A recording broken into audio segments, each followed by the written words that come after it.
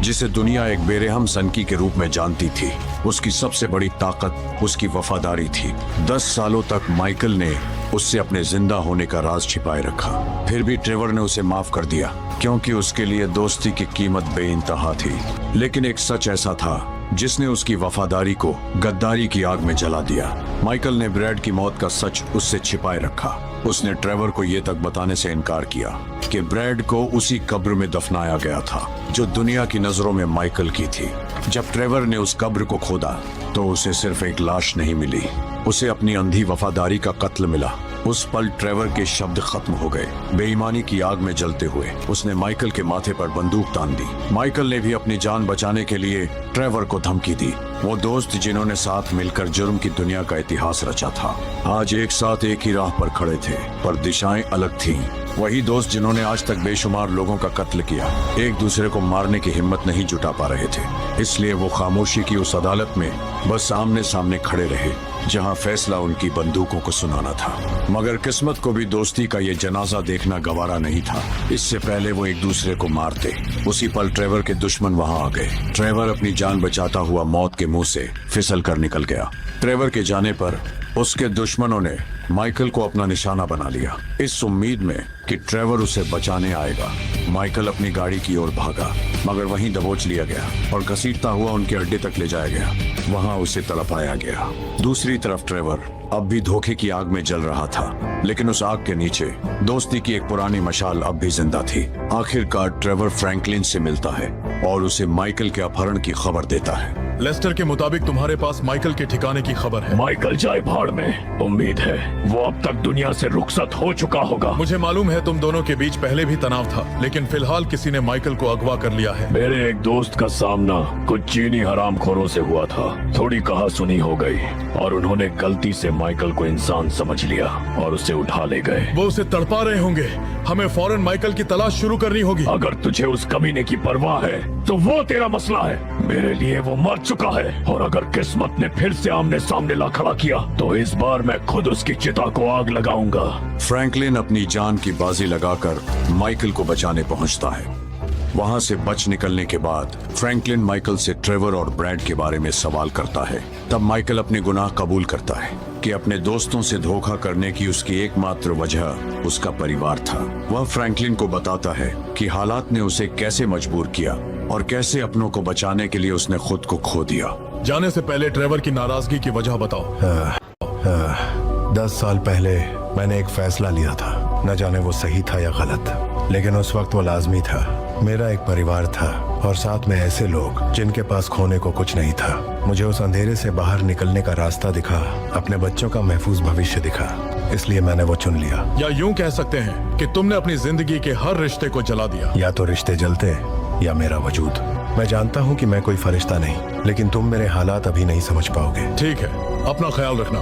अगर ट्रेवर को ये मालूम हुआ कि तुम जिंदा हो तो क्या कहर टूटेगा, मैं सोचना भी नहीं चाहता। कुछ ही समय बाद स्टीव ने एक बार फिर माइकल से संपर्क किया। इस बार वो एक आखिरी एहसान मांगने आया था। जहरीले हथियार की चोरी के बाद सरकार की नजरें स्टीव पर टिक गई थीं। हालांकि उसने खुद को पीड़ित साबित करने की पूरी कोशिश की, लेकिन सरकार इस बात से सहमत नहीं थी कि इस डकैती में उसका कोई हाथ नहीं था। स्टीव शक की अदालत में खड़ा था। इसी डर में उसने माइकल से गुहार लगाई कि वह उन तमाम सबूतों और सीसीटीवी फुटेज को मिटा दे जो ये साबित कर सकते थे कि स्टीव ने सरकार के खिलाफ कदम उठाया। अगर ये सबूत सामने आए तो स्टीव की गिरफ्तारी तय थी। शुक्र है तुम सब यहीं हो। तुम्हारी महबूबा नहीं आई आज? वो रास्ते में है। एक अनहोनी हुई है। हालात अब हमारे काबू में नहीं रहे। हमारी पूरी जिंदगी ही बेकाबू हालातों और अनहोनियों का सिलसिला बन चुकी है। ये आखिरी मामला निपटा दो। मैं जुबान देता हूँ, इसके बाद स्टीव की धमकियाँ हमेशा के लिए खामोश हो जाएंगी। सरकार हम पर इल्जाम लगा रही है। उन्हें लगता है कि मैं झूठा हूँ, दगाबाज हूँ, एक कातिल हूँ। इसमें नया क्या है? नया ये है कि उनके पास हमारे खिलाफ कुछ सबूत है। तो तुम चाहते हो लेस्टर उनके सिस्टम में घुसकर तुम्हारी गंदगी साफ करे? सख्त निगरानी की वजह से वो दाव नहीं चलेगा। हमें खुद जाकर सीसीटीवी फुटेज और सारे सबूत उड़ाने होंगे। मतलब सीधा मौत को दावत? ये मुझ पर एक बहुत बड़ी मेहरबानी होगी। अगर तुम मेरा साथ दोगे तो मैं तुम्हारे सारे पिछले जुर्मों पर पर्दा डाल दूंगा। ये आखिरी सौदा है, इसके बाद हमारा हिसाब खत्म। माइकल ने स्टीव के लिए एक आखिरी काम करने पर हामी भर दी। उसी के साथ उसने अपने बिखरे हुए परिवार को फिर से जोड़ने की ठानी। और उनसे माफी मांगने का साहस जुटाया। टूटी हुई खामोशियों के बीच सबसे पहले उसका बेटा जिमी उसके पास आया। मैं शर्मिंदा हूँ पापा। इस वक्त जी चाहता है कि आपको गले लगाकर सारे गिले शिकवे मिटा दूं, मगर वो जज्बाती तमाशा मुझसे बर्दाश्त नहीं होता। माना कि आप एक शराबी, गुस्सैल और सनकी आदमी हो, हर दफा गलत फैसले लेते हो और गलत हरकतों के शिकार हो जाते हो। मैं नहीं जानता कि मेरे दिल में आपके लिए मोहब्बत ज्यादा है या नफरत, मगर सबसे ज्यादा दुख इस बात का है कि हम बाप बेटे होकर भी अजनबी बन गए हैं। अजीब भाषण है, पर मेरे लिए ये अब तक का सबसे सच्चा और सुंदर कलाम है। तो क्या इन अल्फाजों के बदले एक नई गाड़ी का तोहफा मिलेगा? क्या मतलब? पहली बात, मैं एक बिगड़ैल खानदान की पैदाइश हूँ और मुझे सर पर चढ़ाने वाले आप ही थे। दूसरी बात, अब मैं नौकरी की तलाश करूंगा और नशा छोड़ दूंगा। जाओ और रोजगार की राह पकड़ो।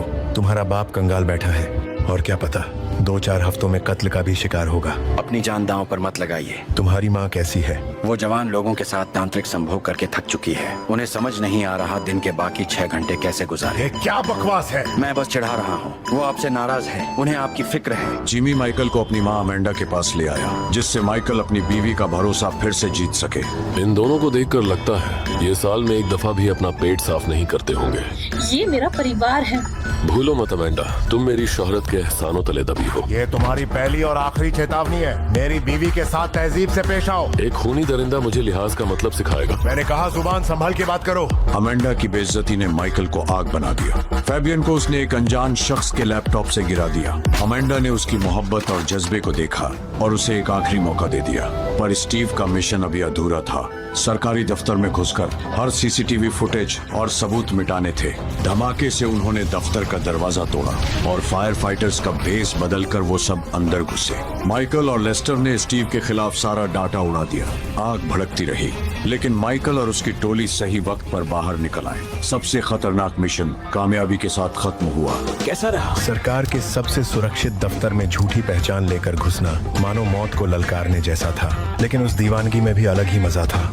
अपना वादा निभाने के बाद जब माइकल डेव और स्टीव से हिसाब बराबर करने पहुंचा, तब स्टीव ने पीठ पीछे वार किया और माइकल को गिरफ्तार करने का हुक्म दिया। एजेंट सांचेज, इन दोनों को गिरफ्तार करो। अपने कीचड़ का बोझ मेरे पिछवाड़े पर मलकर मुझे ही गुनहगार बना दिया। ग्रंथों पुराणों में जितने भी जुर्म लिखे जा सकते हैं वो सब इस मुजरिम ने किए हैं। सच कबूल करने की हिम्मत रखो। तुम नहीं चाहते कि मैं अदालत में तुम्हारी गद्दारी के राज खोल दूं? मुजरिमों को हथकड़ियां पहनाओ एजेंट। ऐसा कोई कदम मत उठाना एजेंट। हमने माइकल से बात करने का वादा किया था स्टीव। तो अपनी बंदूक नीचे रखो। पहले नारी शक्ति की बारी। सरकार को लगता है कि तुम्हारी जगह मैं उनके दफ्तर में घुसा था और तुम चाहते हो कि मैं एक बार फिर तुम्हारी गंदगी साफ करूं, है ना? अपने हथियार फेंक दो, तुम्हारा खेल खत्म हो चुका है। जब माइकल और स्टीव एक दूसरे की जान लेने पर उतर आए, उसी पल विदेशी मंत्रालय के अफसरों ने भी उन पर हमला कर दिया। सब लोग अपने हथियार नीचे फेंक दो। एजेंट सांचेज, तुम तो खिलाड़ी निकले। एजेंट हमारे हुक्म पर तुम्हारे साथ आया। कायर हो तुम एजेंट, और शायद तुम सबकी यादाश्त सलामत नहीं। कुछ ही दिनों पहले मैंने अपने देश के लिए गोली खाई थी। सब लोग अपनी बंदूकें फेंक दो। अब उनके पास भागने की कोई राह नहीं बची थी। चारों तरफ गोलियां बरस रही थी। एक गोली स्टीव की टांग में जा लगी, वो दर्द से गिर पड़ा, और तभी जब मौत माइकल की ओर बढ़ ही रही थी, एक पुराने दोस्त ने फिर से उसकी जान बचाई। तेरे कत्ल पर सिर्फ मेरा हक है दोस्त। तुम यहाँ हिसाब चुकता करने आए हो? मैं तो बस तेरी मौत का मौका देखकर तुझे मारने आया हूँ। अब भाग और अपनी जान बचा। लेकिन ट्रेवर ने माइकल की ओर एक भी गोली नहीं चलाई, क्योंकि उसके दिल की गहराइयों में वह अब भी माइकल को अपना दोस्त मानता था। तंबाकू शरीर के लिए हानिकारक होता है। जब 2 सरकारी दफ्तरों और फौज की बंदूकें तुम्हारी कनपट्टी पर तानी जाएं, तब घबराहट मिटाने के लिए तंबाकू लाभकारी होता है। लेकिन अभी तुम्हारी सस्ती सांसें हमारे लिए बेशकीमती हैं दोस्त। सिवाय अगर तुमने और उस अफसर ने हमारी जिगरी दोस्ती तबाह करने के लिए कोई और राज दफना रखा हो। उसमें डेव नॉर्टन कसूरवार नहीं। हाँ बिल्कुल, वो तो बस एक गद्दार सरकार का मासूम चेहरा है जो अपनी जेब भरने के लिए तुम्हें मोहरे की तरह इस्तेमाल करता है। देखो ट्रेवर, मैं मानता हूँ कि क्या मानते हो? कि तुमने मेरी पीठ पीछे छुरा खोपा, या फिर ये कि तुम हमेशा से एक धोखेबाज थे? तो अपने लौटने की वजह बताओ। वजह तुम जानते हो। कौन सी वजह? नहीं। एक आखिरी डकैती। अगर सब सही रहा तो तुम मेरी बंदूक से बच जाओगे, नहीं तो हम दोनों साथ में जहन्नुम का सफर तय करेंगे और मुझे उम्र भर तुम्हें तड़पाने का मौका मिलेगा। ठीक है, फिर एक आखिरी खेल। ट्रेवर उस 20 करोड़ की डकैती को हर हाल में अंजाम देना चाहता था। वही डकैती जो ब्रैड की मौत का सच सामने आने से ठीक पहले अधूरी रह गई थी। अब दोनों ने तय किया, एक आखिरी बार वे साथ मिलकर इतिहास लिखेंगे। माइकल ने लेस्टर को फोन किया। लेस्टर को फोन लगाओ और स्पीकर पर बातचीत करना। मैं माइकल बोल रहा हूँ लेस्टर। मालूम है, जंग का अंजाम कैसा रहा? लाजवाब। एक पुराना दोस्त टकरा गया, वरना आज कफन सिल चुका होता। दोस्ती का मौसम लौट आया, एक जज्बाती झप्पी तो बनती है। उसका कहना है एक आखिरी जीत का सफर अभी बाकी है। याद रहे, अगर हम इस खेल में सफल हुए तो एक ऐसी दास्तान का हिस्सा होंगे जो गंदे, बदनाम, शर्मनाक इतिहास का हिस्सा होगी, मगर इतिहास का सबसे बड़ा किस्सा होगी। इसी बीच स्टीव और डेव ने फ्रैंकलिन से संपर्क किया और उसे एक ऐसी जिम्मेदारी दी जिसकी वह कभी कल्पना भी नहीं कर सकता था। क्या हाल है शहजादे? Hello Franklin. मैं तुम्हें नहीं पहचानता, हमारा हिसाब पूरा हो चुका है। हिसाब अभी अधूरा है, एक काम बाकी है। आखिरी का। अब क्या चाहते हो? प्रधानमंत्री की पत्नी उठा लाऊं, सरकार के काले धंधे में शामिल हो जाऊं, या किसी और मुल्क के साथ जंग शुरू कर दूं? नहीं, इससे भी मुश्किल काम है। ऐसा काम जो बेहद जरूरी है। वक्त आने पर तुम्हें ट्रेवर के जनाजे का इंतजाम करना होगा। माइकल फिर भी समझदार है, लेकिन ट्रेवर एक खौफनाक तूफान है। और बवंडर को जिंदा रखना बेवकूफी है। उसी तूफान ने तुम्हारी कश्ती बचाई थी। बदकिस्मती से। हमारे इशारे का इंतजार करना। कई डकैतियां एक साथ करने के बाद फ्रैंकलिन के दिल में ट्रेवर के लिए दोस्ती का एहसास बस चुका था। दोस्ती की डोर इतनी मजबूत हो गई थी कि उसे तोड़ना उसके लिए अपने आप को तोड़ने जैसा था। जहां एक तरफ फ्रैंकलिन अपने दोस्त को मौत की दहलीज से बचाने की तरकीब सोचता रहा, वहीं दूसरी तरफ माइकल की जिंदगी में एक नया मोड़ आया। एक मशहूर निर्देशक के साथ वो फिल्में बनाने लगा। तब उसे एहसास हुआ उसका असल जुनून सिर्फ जुर्म की अंधेरी गलियों में नहीं, बल्कि मंच की रोशनियों में किरदार बनकर जीने में है। ऐसा लग रहा है मानो मैं रंगमंच के लिए ही पैदा हुआ था। तुम एक भावुक गुंडे हो मेरे दोस्त। न तुमने हुनर की कोई बकायदा रियाज की, न कोई खास सोच अपनाई, मगर काबिलियत की कमी तुम में हरगिज नहीं। अब खामोश हो जाओ और पर्दे पर अपना नाम निहारो। वाह कमाल है। दिल को सुकून मिल रहा है ना?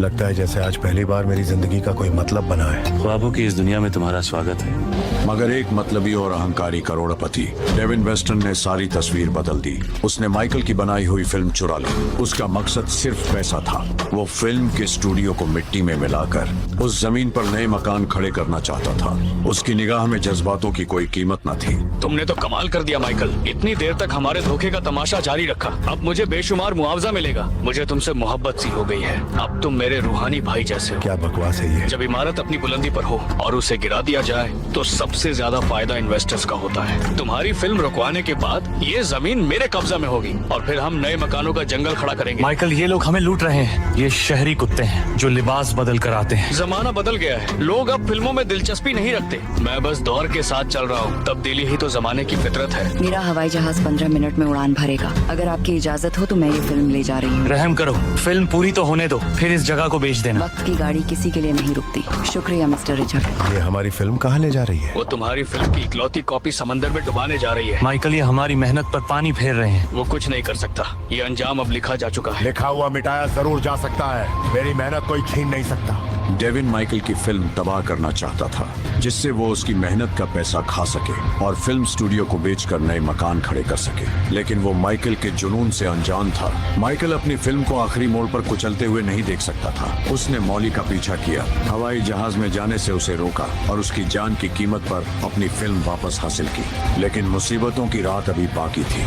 फिल्म प्रीमियर की रात जब माइकल और निर्देशक जश्न मना रहे थे, तब डेविन मुस्कुराता हुआ एक बार फिर माइकल के पास आया। तुम यहाँ क्या कर रहे हो? क्या कमाल की फिल्म बनाई तुमने, मुबारक हो। आओ एक यादगार तस्वीर हो जाए। तुम्हारे साथ काम करके बहुत अच्छा लगा, लेकिन इस जश्न के मौके पर तुम्हारी बीवी कहीं नहीं दिख रही। शायद घर की दहलीज से आगे नहीं बढ़ सकी। अपनी सांसें गिननी शुरू कर दे कमीने।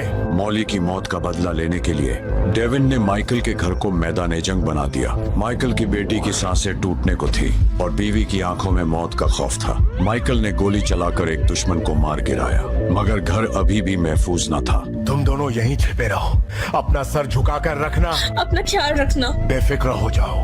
मगर जैसे ही माइकल ने कमरे की दहलीज लांघी, उस पर हमला किया गया। उसकी नजर धुंधली हो चुकी थी और आंखों के सामने सिर्फ अंधेरा नजर आ रहा था। तभी जिमी ने आकर अपने बाप की जान बचाई। उस रात माइकल ने जाना कि फिलहाल उसके परिवार का यहाँ रहना खतरे से खाली नहीं। अपने परिवार को एक दूसरे शहर में भेजकर उसने फैसला किया कि 20 करोड़ की आखिरी डकैती के बाद वो एक सुरक्षित और सुकून भरी जिंदगी जिएगा। पहले हम उनकी गाड़ियों को अपने कब्जे में लेंगे और झूठे पहचान पत्र की मदद से अंदर घुसेंगे। अंदर घुसते ही जैसे माल हाथ लगेगा, हम अपनी गाड़ियों में सारा सोना समेट लेंगे। पुलिस से बचने के लिए हमें शहर की सड़कों और वाहनों के जाम का ख्याल रखना होगा। योजना के मुताबिक उन्होंने सुपर बैंक में जाने वाली गाड़ियों को रास्ते में ही रोक लिया और उन्हें धमकाकर झूठे पहचान पत्रों की मदद से अंदर जाने का रास्ता तय किया। अंदर घुसते ही वे सब सोने की ईंटें एक एक करके गाड़ियों में भरने लगे। दूसरी तरफ फ्रैंकलिन और लेस्टर वाहनों की भीड़ को संभाल रहे थे, जिससे उनके जाने का रास्ता एकदम साफ हो। इसी बीच ट्रेवर उन लोगों को मारना चाहता था जो इस डकैती के गवाह थे, लेकिन माइकल ने उसे रोक दिया। ये हमारी जिंदगी का सबसे बड़ा दांव है, हम कोई खतरा नहीं लेंगे, तुम्हें यही खत्म कर देंगे। मेरे ऊपर रहम खाओ, मैं किसी से कुछ नहीं कहूँगा। रुको, अगर ये भी हमारे साथ डकैती में शामिल हो जाए तो इस जुर्म का उतना ही हिस्सेदार होगा जितने हम हैं। खड़े हो जाओ और याद रखना, अगर तुम्हारे मुंह से एक भी अल्फाज निकला तो अंजाम अच्छा नहीं होगा। समझ गया, मैं अपना मुंह बंद रखूंगा। माइकल ने उसकी आंखों में डर देखा। उसने एक सोने की ईंट उसके हाथ में थमा दी और उसे जाने दिया, मगर ये रहमत ट्रेवर के दिल में आग बन गई। कमजोरी सिर्फ बदन में आई है या जमीर भी पिघल गया है? फ्राइड के वक्त ये नरमी कहाँ थी? जबान संभाल के बात करो। बस करो तुम दोनों, काम निपटा कर झगड़ा कर लेना। जब वे सब सोना गाड़ियों में भर रहे थे, तब अचानक आसमान से गोलियों की बौछार हुई। फौजियों ने उन पर हमला किया। माइकल और ट्रेवर ने उनका सामना किया। वहीं लेस्टर और फ्रैंकलिन सारा सोना समेटते रहे। सभी फौजियों को मारकर वो सब उस जगह से भाग निकले। आखिरकार इतिहास का सबसे बड़ा दांव मुकम्मल हो चुका था।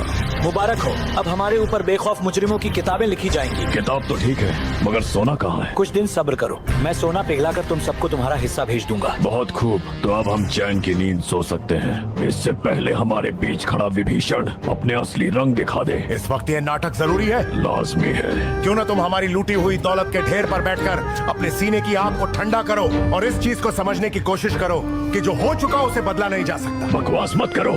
जब सभी अपनी जीत का जश्न मना रहे थे, तब फ्रैंकलिन के दरवाजे पर एक ऐसे शख्स ने दस्तक दी जिसकी वो कभी सपने में भी उम्मीद नहीं कर सकता था। तुम्हें मुझसे क्या चाहिए? नारियल पानी मिलेगा, गर्मी बहुत है, जिस्म को ठंडक की जरूरत है। लगता है तुम्हारी जिंदा रहने की ख्वाहिश नहीं। खत्म कर डालूं क्या तुम्हें इसी वक्त? अरे नहीं दोस्त, मुझे नहीं। फिर किसे? जिस पर तुम अपनी जान छिड़कते हो। नहीं, वो मेरा सबसे अजीज दोस्त है। तुम्हारे उस अजीज दोस्त ने हर उस इंसान को धोखा दिया जो उसके करीब आया। उसने तुम्हें सरकार की बेफिजूल गंदगी का हिस्सा बनाया, मेरा काम बर्बाद किया। लेकिन सरकारी अफसरों ने मुझे ट्रेवर को खत्म करने का हुक्म दिया। मैं दोनों को कैसे मार दूं? एक दौलत के बादशाह का मुकाबला 2 कौड़ी के दफ्तर के गुलाम करेंगे? उनकी औकात मेरी एक आवाज पर धूल हो सकती है। तुम इस वक्त 3 दरवाजों के सामने खड़े हो। पहला, किसी थके हुए बूढ़े के खोखले फरमान का। दूसरा, मेरे जैसे समझदार और ताकतवर दौलतमंद का। तीसरा, शूरवीर बनने की बेवकूफी का, जहाँ तुम अपने दरिंदे दोस्तों को बचाने जाओगे और बदले में सबको अपना दुश्मन बना लोगे। फैसला तुम्हारा है। मेरी नजरों से दूर हो जाओ। सोच समझकर फैसला करना दोस्त, ऐसा मौका बार बार नहीं मिलता। माइकल या ट्रेवर को खत्म करने के बजाय फ्रैंकलिन ने तीसरा रास्ता चुना, अपने दोस्तों का साथ दिया।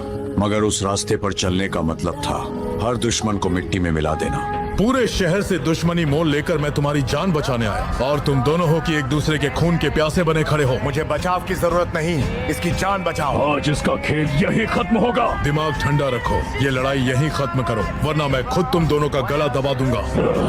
मैं हार मानता हूँ। हमें अपने दुश्मनों को खामोश करना होगा। सबके नाम लो। Steve Hanks, Dave Norton. उस हरामखोर दौलतमंद का क्या जो तुम्हें नपुंसक समझता है? उसका हिसाब भी होगा। लेस्टर को फोन लगाओ। कौन बोल रहा है? मैं हूँ कमीने, फोन स्पीकर पर है। माइकल जिंदा है? अभी तक तो सलामत हूँ। और उसका सबसे जिगरी दोस्त? जिंदा गाड़ दूंगा अगर और बकवास की। तो फिर गपशप के लिए याद किया? नहीं, हमें स्टीव हैंक्स का पता चाहिए। और डेविन वेस्टन का भी। और एक वेई चांग नाम का चीनी रिश्वतखोर है जिसने माइकल को उठा लिया था। लिस्टर ने सबका ठिकाना बताया। तीनों अपने मकसद के लिए निकल पड़े। ट्रेवर ने स्टीव को अपनी बंदूक से मारा और वो ऊंचाई से नीचे गिर पड़ा। उसी दौरान माइकल ने फ्रैंकलिन के दुश्मनों पर आग बरसा दी। बारूद की एक लहर ने सबका अस्तित्व मिटा दिया। वहीं फ्रैंकलिन ने उस चीनी रिश्वतखोर को बम से उड़ा दिया। तीनों दोस्त 3 अलग मोड़ पर एक दूसरे के लिए लड़ रहे थे। वफादारी का जुनून उनकी रगों में दौड़ रहा था। आखिर में ट्रेवर ने डेविन को अगवा कर लिया। रुको, मेरी एक आखिरी ख्वाहिश है। अब ख्वाहिशों का वक्त खत्म। ट्रेवर ने उसे गाड़ी के पिछले हिस्से में फेंका और अंधेरी खाई की तरफ निकल पड़ा। वहां रुककर उसने माइकल और फ्रैंकलिन का इंतजार किया ताकि तीनों एक साथ मिलकर इस तमाशे का मजा ले सके। फ्रैंकलिन कहाँ है? मैं यही हूँ भाई। हमारे साथ कोई मेहमान भी है? बिल्कुल महफूज और सही सलामत। है ना दोस्त? कैसे हो दोस्त? मैंने तीसरा रास्ता चुना, गलत तो नहीं किया।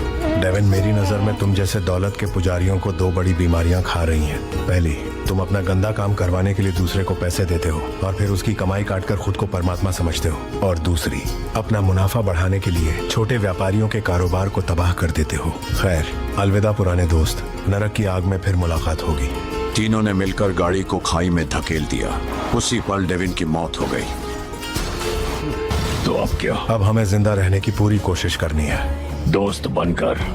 कोई और विकल्प है? बिल्कुल नहीं। ठीक है, तो फिर हम अपनी तमाम खामियों और टकराती फितरतों के साथ दोस्त बनकर ही जिंदगी काटेंगे। यही तो सबसे बेहतरीन मेल है। दुश्मन खत्म हो गए, शहर फिर से सांस लेने लगा। मगर असली जीत दौलत की नहीं थी। असली जीत उस रिश्ते की थी जो टूट कर भी टूट न सका। माइकल और ट्रेवर दोनों एक दूसरे के लिए जहर भी थे और दवा भी। उन्होंने एक दूसरे को धोखा दिया, गालियां दी, मारने तक की बात की। मगर जब दुनिया ने उन्हें घेर लिया, वे कंधे से कंधा मिलाकर खड़े रहे। दोस्ती कभी सीधी नहीं होती, कभी कभी वो तूफान होती है। और ये दोस्ती तूफान से बचकर नहीं, तूफान बनकर जिंदा रही।